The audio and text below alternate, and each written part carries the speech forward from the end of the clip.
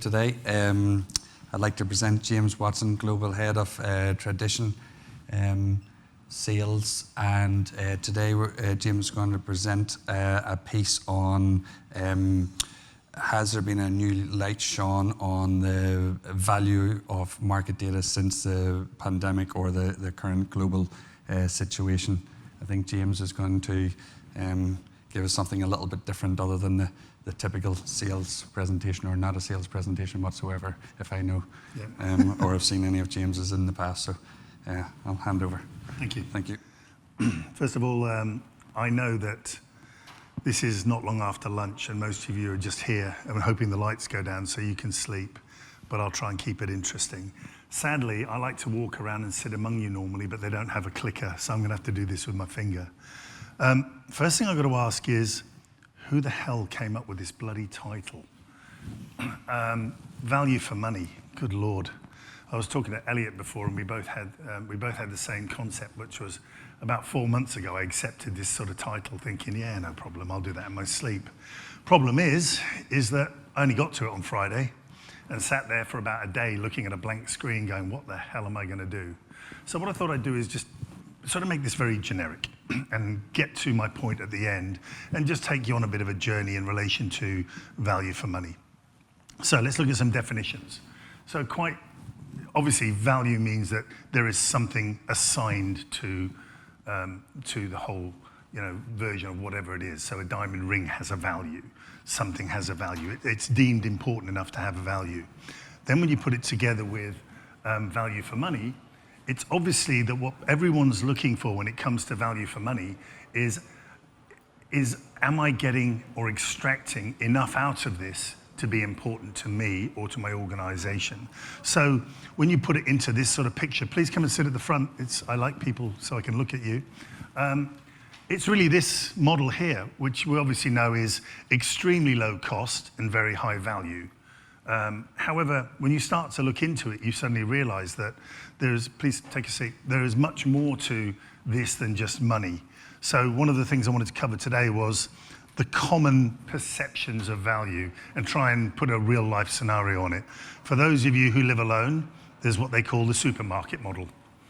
Or if those of you have a family, when we're out shopping, no matter what it is, and my wife has taught me this, is that I want more than 2 for 1. I always look at the things of meat or whatever, steaks, and you get 3 steaks for the price of 2. I always think that's good value until you actually look at the cost per kilo and you realize, actually, I could have got 4 steaks at the original price instead of being sucked in by it. But the question is, what's the motivation? And that was a word that kept coming up, is that, the motivation in this scenario is my household budget. And I need to save euros, save dollars, save pounds, whatever it is I'm doing. So in this scenario, this works well. Then there's the next scenario, which is what I call the clothing model. And okay, for the ladies, I apologize, I'm using men. Normally we would use both, but I couldn't find a good picture. Anyway, that's another thing. What is the motivation of buying clothes? Especially in a work environment. Why are you buying the clothes? These 2 suits look exactly the same, don't they? But actually, if you start to look into it, what's the goal of me buying these suits? Is it that I'm going for a job, and therefore, as a result, I have a short-term goal of just looking handsome and gorgeous, which for someone of my age is just natural, but that was a joke. But what's the context? Am I just going for the job? Or if I'm long-term, I just always want to look good. So we have a guy who works for us here in Sam's who always looks good. That's his thing, that's his modus operandi. So he looks good, okay? Whereas you have other people who don't look so good. But the point being is that there is a motivation for it. So therefore, that makes us do one of 2 things. We look at paying a different amount. So this is a Giorgio Armani suit. Now, the fact of the matter is, if I only want this for 3 months, my value is that I don't care after 7 washes or 7 times that it goes to the dry cleaner, that it goes a bit stiff. And I know a lot of men will know that if you buy cheap suits, you dry clean them a few times, they go shiny and stiff. You buy a Giorgio Armani suit, you can wash this thing and do whatever you want with it for a couple of years, and it still looks fantastic. You may inside of it have got a bit bigger, as I have, but the fact of the matter is that there's a value perceived with that. So let's go to a little bit of the common perceptions of value in what we do. So I've set the scene that value is different things. So let's talk about market data. So the first thing to say is the technology event. At the beginning on my slide, it said clearly that we're looking at, did something happen from the global pandemic or from whatever?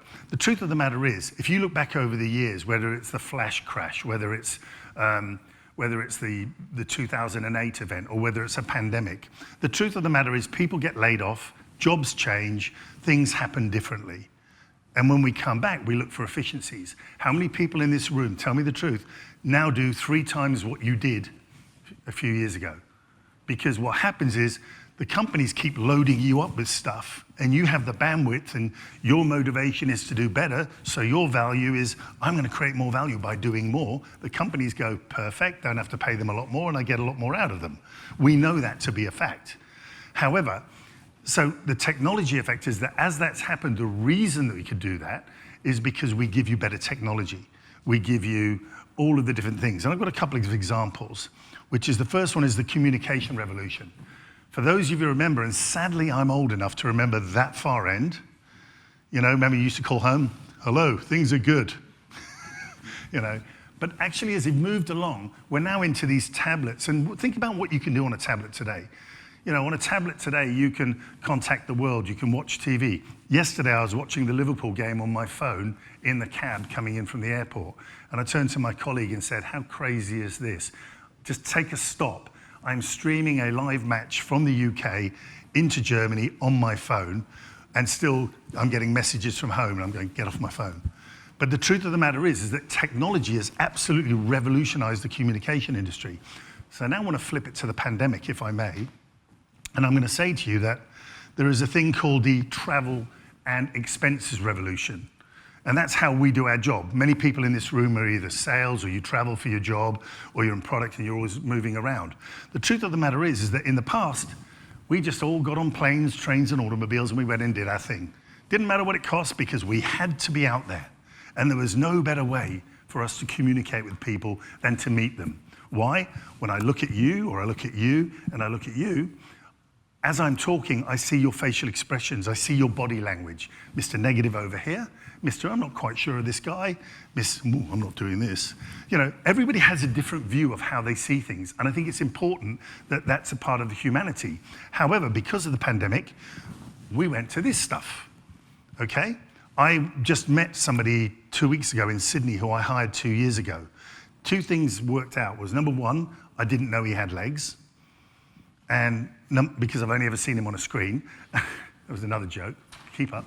And then the second thing was that I thought, he's a big lad on the screen and muscular and everything. I thought he was going to be this great big rugby player. He was 5'7". I walked straight past him. And he was like, Skippy, hello, me. I went, oh my God, I wasn't expecting you. So perception is everything. So now we're in a world where we're back to this. We want to travel. We have to put a mask on, but less of us are traveling because we're now doing a different scenario. So the answer is probably, oops, I went too far. Oh no, the answer is now that we need to look at this, and we need to look at how this fits into our world, and whether or not we're getting proper value for money. Again, I'm pulling back to value for money for the travel. So let's explore that a little bit if I can. So what's the value? I'm going to put these all up because they all matter. So, first thing, what about the pros of doing this? They all worked. We all used them, okay? Everyone was there. We were quite happy to do it. It allowed business continuation when we were all stuck in our houses. Okay, yes, we met your cats, your dogs, your frogs, we met everybody, but business carried on. We found a way to do it. We worked out as a new working paradigm. Some people don't want to work in the office anymore.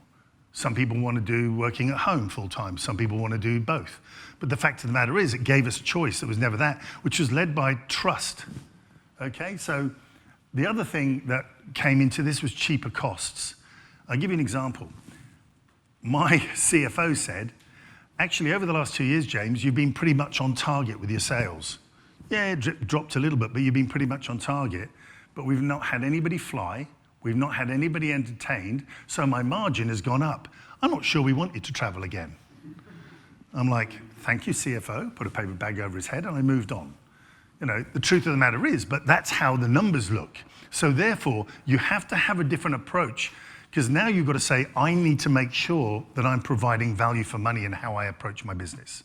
And that means that it's everything from when I travel now, I have to be smarter about it. I have to have 5 calls. I have to make sure that when I go on a trip, that I absolutely am focused on what I'm doing. I know the goal and I'm in and out. I don't need to stay the extra night. If I have to leave at 6 a.m. in the morning to get the early flight, then that's what I have to do. If I have to get the later flight on the way home, that's what I have to do. It's about increasing the value for money, because the last thing I need is margin to decrease and revenue not to grow. So there is a sense of that perception of value. However, on the other side of things, we have, as you can see, the lack of humanity. It's a real problem for me. I mean, the wonderful thing about today, I've met so many people and been chatting to them, I can look at their faces. Again, body language, I can see what they say. But also I pick up little things, you know, they might be talking about, say, interest rate options, and we're chatting away about that. And then just the little throw of that, you know, I had the same problem I had in FX. Oh, hang on a second here. I wouldn't have picked that up on a Zoom because nobody would have told me. So I managed to pick up these little triggers that allow me to increase the conversation. So therefore, not only am I meeting somebody and having humanity, I'm actually learning more. Of course, we know it's glitchy. We also know that many people use different systems. So for example, if you're dealing with Refinitiv, it's Teams. They don't use Zoom. If you talk to UBS, it's Google Hangout or whatever it is these days.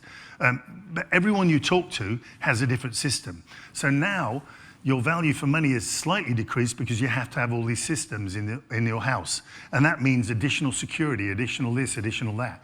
So therefore, it's not quite as cost effective.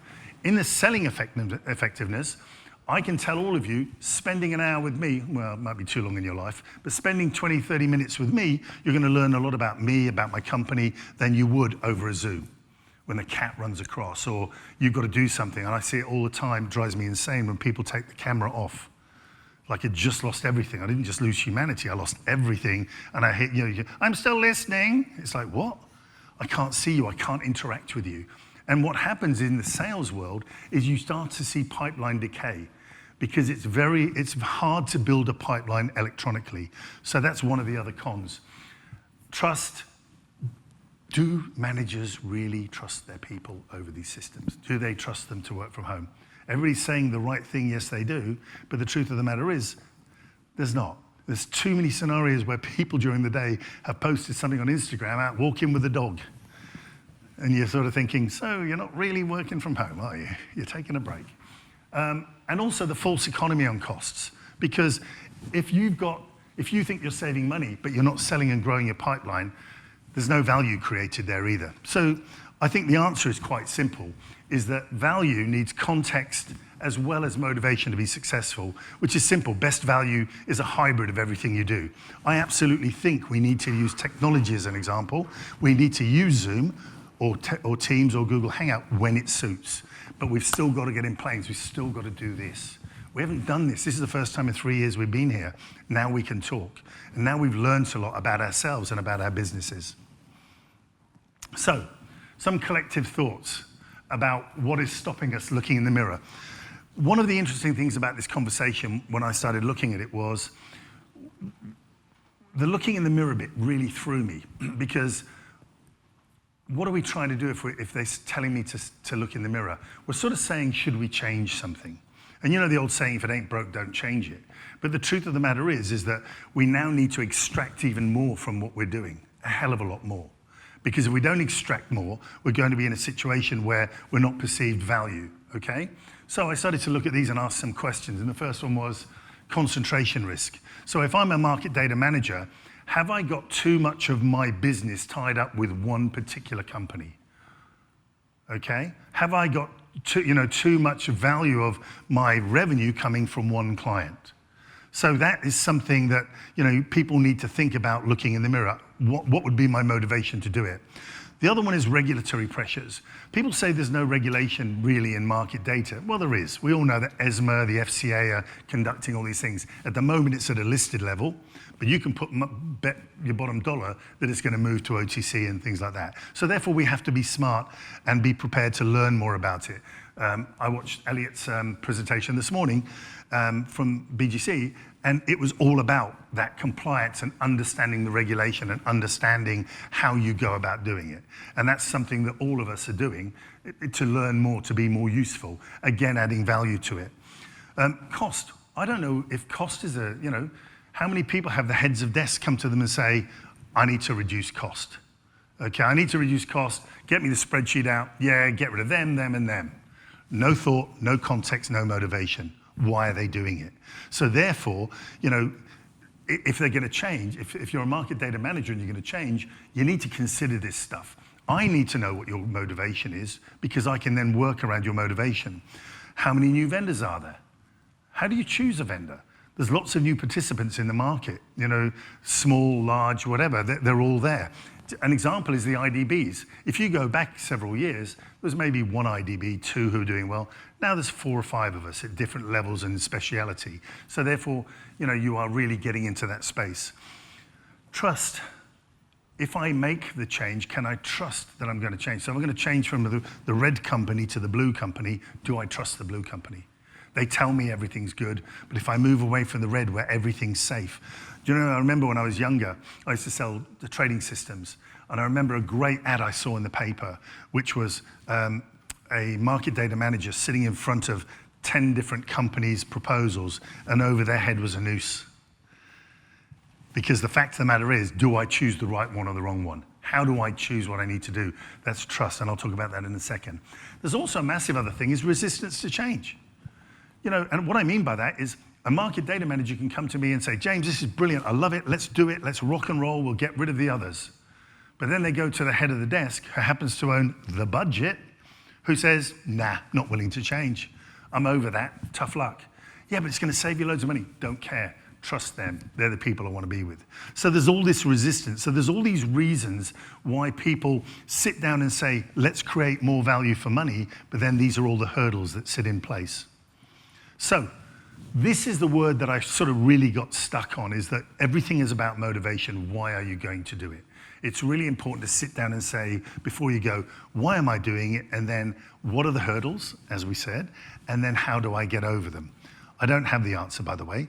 So the first thing I would say to you is, if you want to consider changing your provider, your vendor, there are certain things that lead to it. And the first one has to be quality.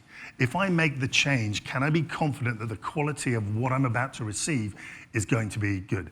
And the paradigm's simple. Accuracy, consistency, completeness, validity, all of those things that fill into, is this really going to do it? We do this all the time, and I know our competitors do. We get called in by a bank or somebody and said, here's everything we do. Can you do, and it's from a competitor, can you do a comparison and give me a cost? So you do the comparisons, and pretty much you're at 95, 98% of what they do, so you could do it. So now you're in this situation, is it a race to the bottom? So what do I do? Do I go in, I can do it 50% cheaper because you're a new client? No, because what you're doing is, from our perspective, we're reducing the value of our product. If you put a 0 on a product, guess what you've just told the world? It's not worth anything. So you need to consider that. Okay, so there are some things that I said come into it. The biggest one at the moment is inflation. At the moment, inflation in the UK is running at 9%, announced today. Okay, it's going to be at 10% for sure in the next couple of months. So therefore, one of the reasons that would be cost related without a doubt. So you could put inflation and cost. If I buy something now, so if I do my value for money work right now and go and talk to some of these third parties, then to look to change, what I could be doing right now is saying, if I lock in my price now, I'm protecting myself, because I can assure you data costs are going up. Why? It's harder to hire people. It's harder to source the data. It's harder to support the data. There are real reasons why data is going to go up. And everybody's going to moan and cry, and there's going to be, throwing of toys out of the pram. But the truth is, that's what's going to happen. And people who look at me blindly and said, yeah, but if you up your cost, then we'll use somebody else. I'm going to say, go. Because guess what? They're going to put their price up as well. But if you're smart and you're thinking about inflation now, you can look at your costs and you can maybe look to do something that allows immediate change that protects you over the next 2 years. I'm having that whole dilemma now. I'm about to change. I have a small mortgage. I'm about to change providers, and I'm making the decision whether I go with 2.25% fixed for the next 2 years or I stay on my tracker rate. My tracker rate is £500 a month. If I go to the fixed rate, it's £1,000 a month. Do I bite the £1,000 now to save myself for 2 years, or do I go with the next 2 raises? It's my creation of value, so I've got to consider that. So we're left in this scenario where people are presented with 2 choices. You either revolve or repeat. So looking at value for money after a pandemic where all the usual things have happened that always happen, with technology, you're looking at it saying, do I move forward or do I just stay where I am? Stick or go. If you play poker, it's stick or go. What am I doing? And the truth is that's a very hard decision. So therefore, some of the questions that I put out there is, I believe that you need to look at your vendor and ask yourself, is there a duty of care from your provider? We ask it all the time. What's our duty of care for a client? My duty of care is to make sure that my client, when they buy my data, are absolutely clear that I am invested in them and I'm doing the right thing. It sounds cliche and old-fashioned and a bit crappy, but it's true. That's how I think about it, because I don't want that sale to go away. I want to become sticky. We all do in this business, okay? Does the company that you're dealing with have longevity? So if you're going to change to a new broker, do they have a heritage? Do they exist? And have they existed? Can you trust them? Are they in many countries? Have they been doing this for 60 years? Okay, you've got to think about that. Are they investing and growing their products? And by the way, this next one, are they full of ideas? And are they demonstrating value? Something that drives me insane, and I hear it from my clients all the time. Oh, we were paying for this package, which is a bowl of fruit. I'm going to use fruit as my analogy. Okay, it had all the fruit in it. But my competitor, my current provider, took bananas out. They're still charging the same price for the fruit, but now they're charging extra for the bananas because they're creating the model of more revenue. The truth of the matter is that you probably just upset your client, and all you're doing is, you're not putting a value on that. If you have a real reason to take that out, then is your vendor providing you with the reasons why that you go, yes, that makes sense, I fully understand. Because I just didn't take the bananas out. I actually added plantains and palm oil and palm trees, and probably a bad choice, palm oil, but other things into that. So I made that package worthwhile, okay? So that's a big thought. Which then brings in the next thing is, as a consumer, are you extracting the value from your purchase? I'll give you an example. Very big American bank bought global rates from my company. Global rates means that I want it in all the regions, okay? I see an email come through, a meeting note from one of our people in Asia, saying that they're about to sell global rates to that bank in Asia. And I'm like, hang on a second, they've already bought it. Gave me 2 problems. Problem number 1, my salespeople weren't looking at Salesforce to see does that client already have the data, because that would have been a whole different conversation. But the more important thing was it made me realize is that big American bank had not told the people in Asia, oh, by the way, peeps, we bought this. We bought this data, you should be using it. So what you're hearing is that from the value process, that bank is not extracting the value of what's being sold to them across their organization. And why that's important, that's why we just created an account management team to make sure that every client and every contract knows in every place what data they have, and they should be using it. Why do I do it? Simple. At the end of each year, when they get out that spreadsheet and say, cut, cut, cut, and somebody comes to my company, they go, oh, no, you don't. They're in everywhere. They're a pain in our neck. They're everywhere, and we trust them, and we like them. So that's me creating value for money for my company, but also that client now accepting and sharing the fact that they appreciate the value for money. So it's important. So, and This last one is I really like. I mean, everybody demands good service, but this one, if you're looking at your organization now and you're saying, I need to change my value for money paradigm, I need to ensure that we're extracting everything, the question is, are you brave enough to do it?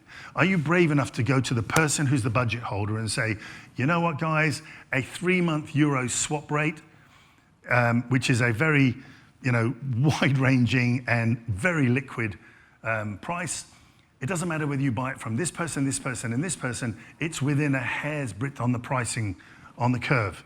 Okay? However, that one costs 10, that one costs 5, that one costs 4. In this case, we should go with a 4. Or at worst, go with a 5, let's be median.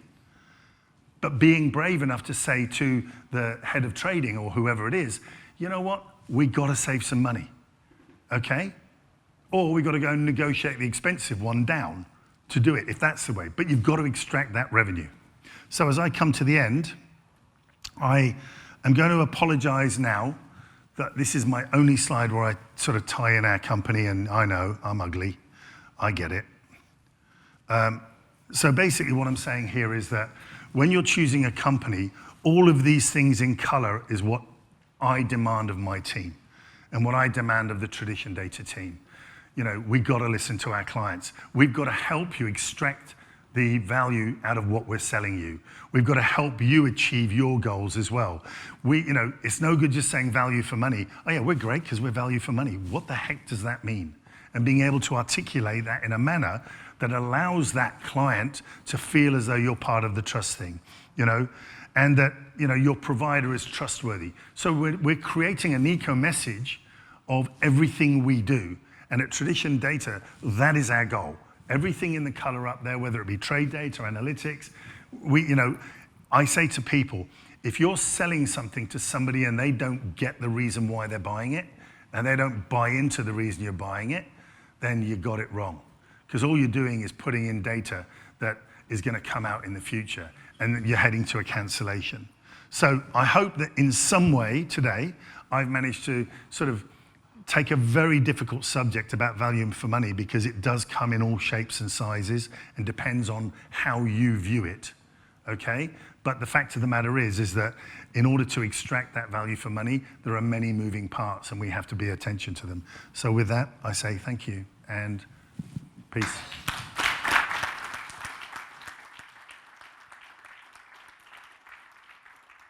Are there any questions?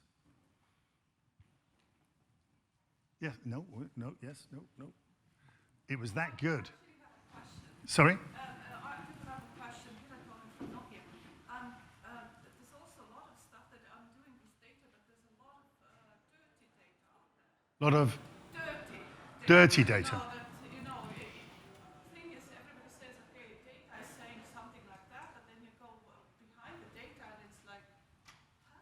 Well, I think that comes out, yes, it's a good point. So, How do you deal with that? well, I think there's 2 points to that really come to mind. First of all, if I'm a quant and I want to buy the data because I'm looking for alpha or for machinations, I might just want the dirty data. So there is a place for dirty data because fat fingers and stuff, people can correlate it, they have their models to do what they need to do. However, if you're selling data that people are buying for use on a daily basis, it's about quality. What checks are going in? And one of the strengths of a company like ourselves being an IDB is that I am never more than 30 yards away from the desk who are trading this. So when we're collecting the data, it's data that's being traded in the market. So they're bids, offers, and or trades. So you see what's out there, okay? When that goes through our system, we know we have tolerance levels. And most big organizations should have that. Now, there are always errors. Don't anybody tell you can have the best systems in the world and somebody just inputs the wrong price and it moves a stack. So then there's the second bit is when you complain about that, can we quickly fix that? Because there will be mistakes. But we try wherever possible to ensure that the data going out to the world has already been through the relevant checks. Is it within X point of a spread? Does this price look right compared to the other prices? If this price is here, what are the last 5 prices? Wow, that's 23% out of that. Why? I can actually, if we get that feedback, we go to the desk and say, hello, what happened there? And it's either there's a reason for it, but that's where it comes to your provider being able to do that and be able to articulate that answer and act for you. But dirty data is, it is out there, and we all try to do the best we can. Does that answer your question? Yes, partly, because we do have outliers, right? Outliers are easy to detect and get rid of. The question is, how do you do with the stuff that's close to the median? Good question. Outliers is always easy, Like if you're stupid up here, it's particularly so. Well, it depends on if you're taking that data directly into your models, then I would assume that within your own organization, you have paradigms to throw you have the ability to throw out the wild prices. So that's one way. By rights, we would hope that doesn't, if it's coming from us, we'd hope that doesn't happen regularly, because we smooth the problem here now to try and mitigate that future problem. But it is an ongoing, and it depends where you're getting your data from. It's amazing how many people I go and see, and they're getting their data, you say, oh, we're getting our data from a composite page somewhere. But you don't know who's behind the composite page, because the composite pages are not allowed to name somebody. So then you've got to go and try and track down who the heck that is. That's a difficult one. We have situations where sometimes on one of the vendors, Ruble, for example, prior to all the mess with Ruble, we would see the whole, my head of trading on the Ruble desk would come to me and say, James, we're the only people on that composite page. How do you know? Watch this. Click. All the banks' prices would change, and all the brokers' prices would change. Then I'd say, no, that was just lucky. Another price. Everyone changes. So what's happening is so we look at that and say that's dirty data, because the whole market's running off us. It's more than dirty data. It's like, there's not enough behind it. So we go back to those vendors and say, look, we're not going to contribute a price to you for your composite page unless there's 3 to 4 other contributors on there. And we need to prove that they're there. That stops dirty data. Okay, because if you've only got 1 or 2 people quoting, and the other thing is, if you've got illiquid stuff as well, sometimes there isn't a price. So it's, what are you doing with the data? Are you pricing a risk price? If I'm going out, is there a price for a 65-year sterling yen swap? No. Yeah, but there's not.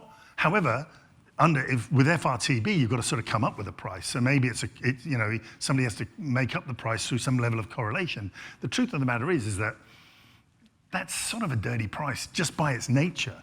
But if you understand that, because it's been explained to you, we don't price out 65 years on that currency pair. It just doesn't happen. There is no price in the market. It's so illiquid. So we'll do our best to help you. That's where your quants come in to help you as well. So there's always an answer, and it's about, I always say to the team I work with is communication. If you understand it, you get there. And by the way, fantastic presentation. I think I enjoyed the presentation just some 2.5 or 3 years ago. Thank you. She's a plant. I paid her well. Thank you. Thank you, everybody. I really appreciate your time.